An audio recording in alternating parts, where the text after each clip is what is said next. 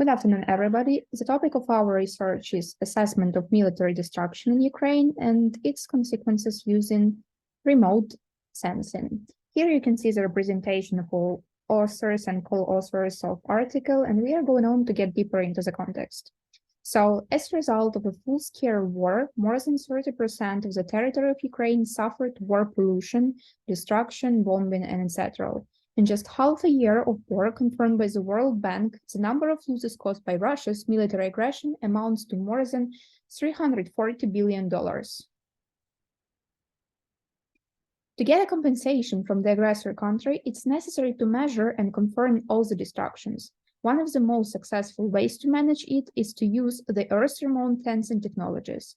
Aerospace images gives the independent and exact evidence, which are the result from the deciphering the data of the DZZ. It is significant that this baseline data set shows current and operational situation in the damaged area, and it helps also to decrease uncertainty of the damage characteristics of the ground and make it more certain.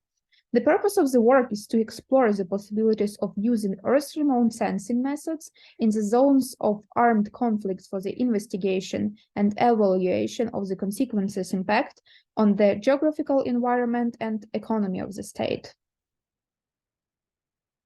For making the research, it was necessary to use different time satellite, panchromatic and multispectral images with different resolutions.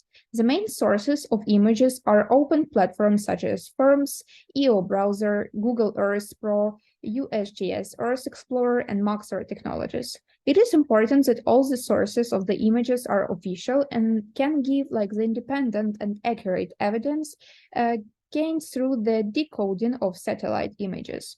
Image processing has been done in the Open Quantum GAIS environment.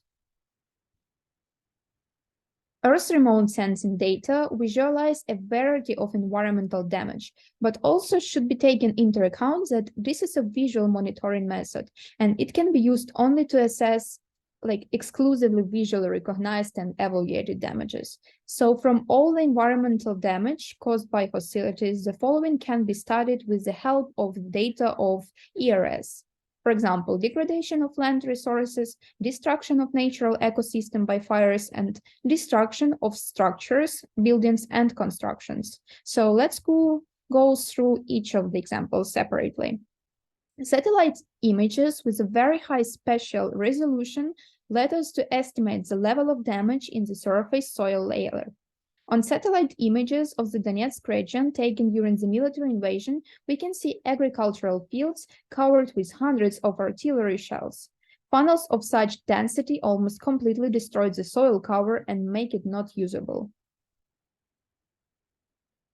There are 71 crates from explosions on an agricultural field near the city of Liman in Donetsk region, with an area of 0.06 square kilometers.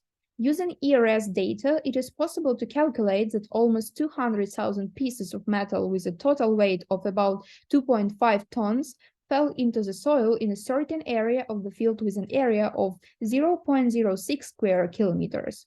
These metal fragments are dangerous, and in addition to iron and carbon, they also contain sulfur and copper.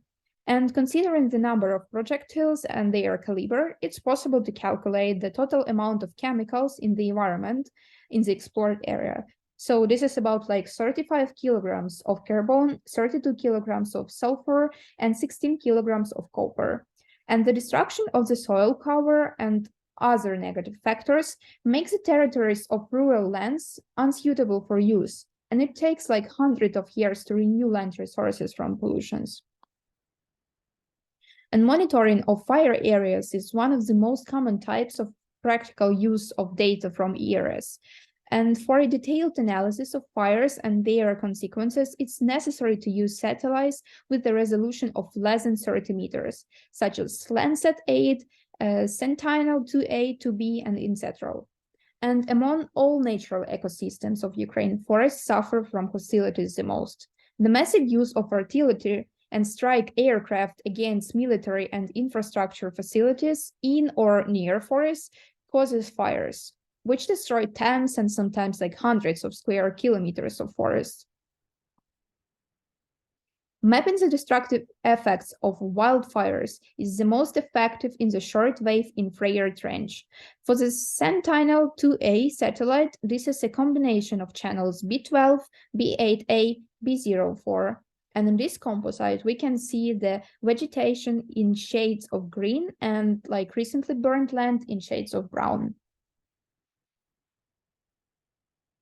To record and calculate the consequences of forest fires, it's necessary to have two pictures from different times, before and after the fire. And in this way, we can get accurate, objective, and reliable evidences.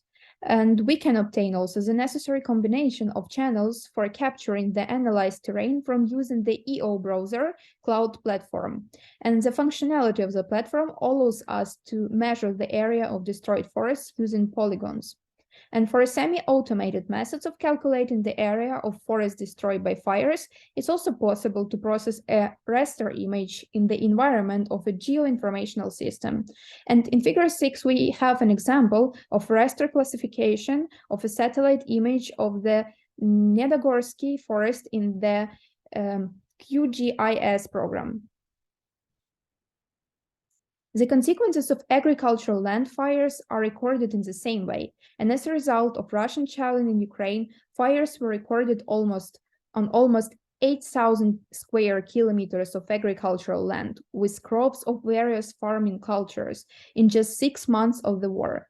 To document the effects of fires, it's necessary to get the information from the public reports from citizens, also the government or the local authorities.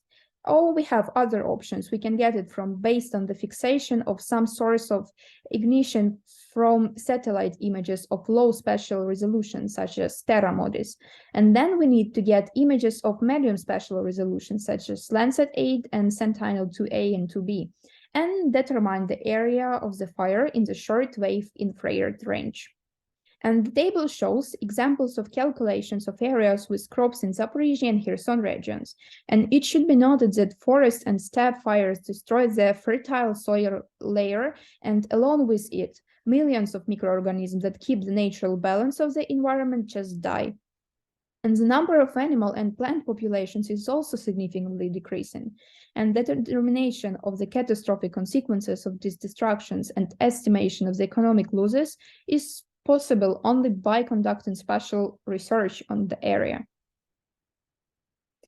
One of the most significant indicators of the destructive actions of the Russian army in Ukraine is the ruining of civilian and military infrastructure. And according to official data, Ukrinform, during 300 days of the war, the occupiers destroyed at least 412 industrial enterprises, more than 15,000 high-rise buildings, 116,000 private houses, almost 1,000 medical facilities, 511 administrative buildings.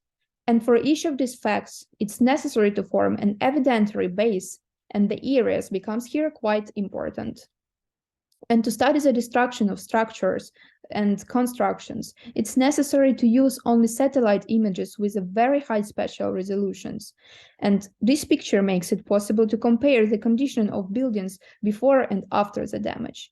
And due to the deciphering of the pictures, it's possible to access the condition of building damage.